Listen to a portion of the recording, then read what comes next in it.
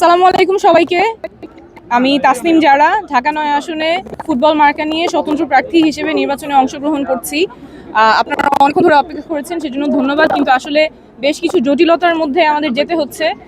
বিভিন্ন কেন্দ্র থেকে নানা অজুহাতে আমাদের পোলিং এজেন্টদেরকে ঢুকতে দেওয়া হচ্ছে না বা বের করে দেওয়া হচ্ছে, এবং বানোয়াট কিছু নিয়ম বানিয়ে এই অজুহাতগুলো দেখানো হচ্ছে।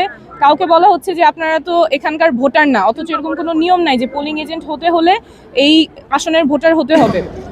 তারপরে পুরুষ কেন্দ্রের নারী এজেন্ট সেই নিয়ম বলে বের করে দেওয়া হচ্ছে, বা বিভিন্নভাবে হেনস্থা করা হচ্ছে, বলছে যে ফোন নিয়ে ঢোকা যাবে না, অথচ ফোন নিয়ে ঢোকা যাবে, ব্যবহার করতে পারবে না। তো এই বিভিন্ন অজুহাতে আমাদের যারা পোলিং এজেন্ট আছেন তাদেরকে বের করে দেওয়া হচ্ছে বা ঢুকতে দেওয়া হচ্ছে না, কিন্তু ভেতরে মানুষ ভোট দিচ্ছে, নির্বাচন হচ্ছে। এটা তো গ্রহণযোগ্য না। এটা সুষ্ঠু প্রক্রিয়া কিভাবে হয় তাহলে?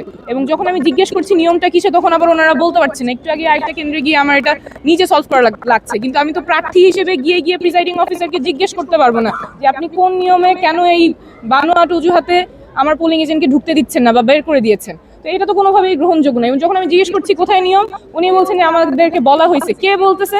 ওনার না, ওইটা নামও উনি বলছেন না। তো এটা তো গ্রহণযোগ্য হতে পারে না কোনোভাবে। আমরা চাইবো যে সুষ্ঠুভাবে নির্বাচন হবে, এবং এই যে বিভিন্ন অজুহাতে আমাদের পোলিং এজেন্টদের ঢুকতে দেওয়া হচ্ছে না, বের করে দেওয়া হচ্ছে, এটা কোনোভাবেই গ্রহণযোগ্য না। আমরা অনেকগুলি কেন্দ্র থেকে এরকম খবর পাচ্ছি, অনেকগুলি কেন্দ্র থেকে সুনির্দিষ্টই তো বললাম।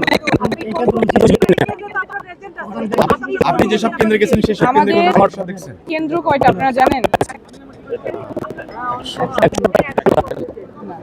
সো আমাদের অনেকগুলো কেন্দ্র থেকেই রিপোর্ট আসতেছে পোলিং এজেন্ট ঢুকতে পারতেছে না বা বের করে দেওয়া হচ্ছে। হোয়াইট প্লাস প্রো সেনসিটিভ স্কয়ারে মাঠের বাইরেও তো আমরা এভাবে দেশপ্রেম দেখাতে পারি।